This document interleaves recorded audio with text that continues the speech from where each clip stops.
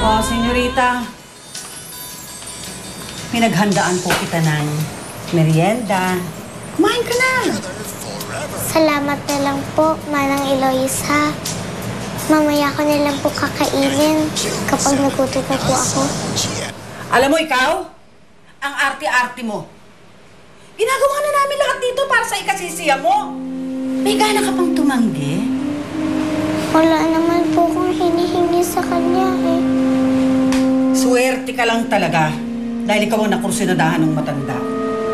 Dapat kasi pamangkin ko na lamang ang kanyang inampon. Hindi katulad mo. Sana nga po, Manang Eloisa. Kasi ayoko rin po talaga dito. Che! Wala na magagawa yung pag-ayaw-ayaw mo dahil nandito ka na nga eh. Huwag ka maarte ha. Lalo ako nang gigigil sa'yo. Ano?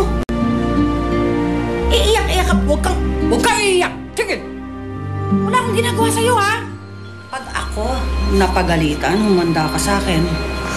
Tumigil ka! Arte-arte mo ha.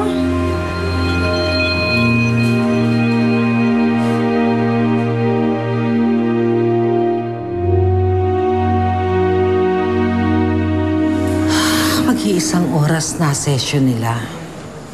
Palagay mo ba may positive result? I hope so, tita. Problema lang kasi, it's hard for me to tell you anything because this is not my specialization.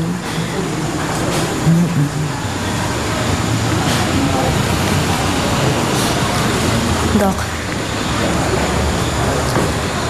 Just tell me good news, Doc. I'm sorry, Doña Consuelo. Pero hindi nag-respond si Luis sa psychotherapy. Isa lang ibig sabihin nun, your son suffered a great ordeal, thus putting him in a deep state of shock. Okay, Doc. So ano ibig mo sabihin? Wala nang pag-asa gumaling si Luis? Hindi ako papayag, Doktor. Naghintay ako ng 7 taon.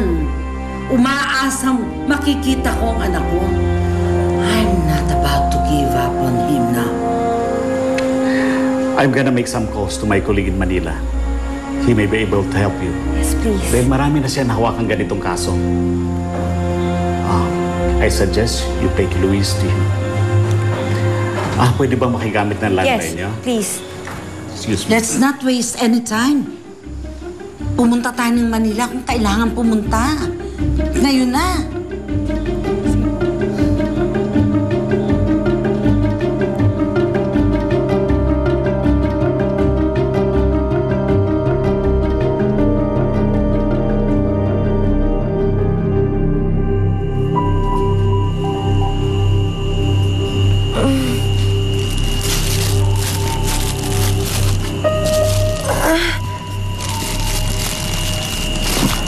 Nay, buti na lang po.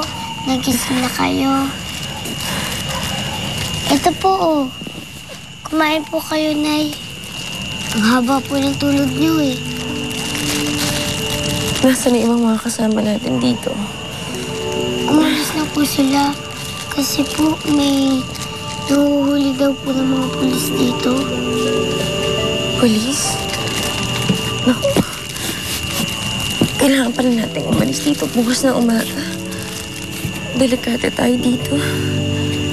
Nay, kain muna po kayo.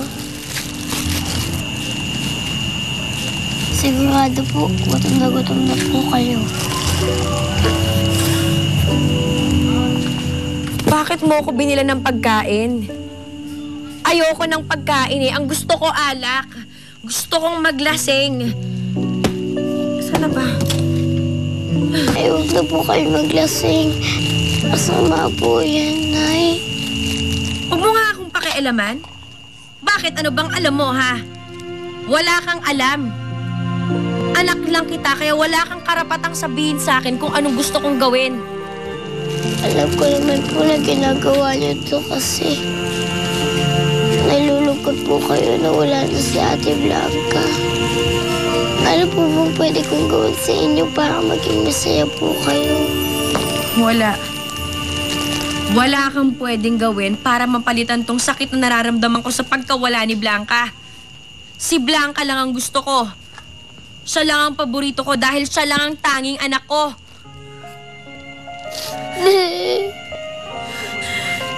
Alam ko po, mas mahal niyo po sa Ate Blanca.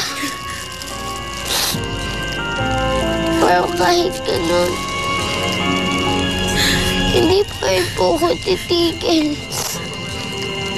sa pagbabawal na maglasing kayo. Dahil alam ko po masama po yun sa inyo. Iisip po ako ng paraan para mapasaya po kayo. Kasi kayo po ang nanay ko.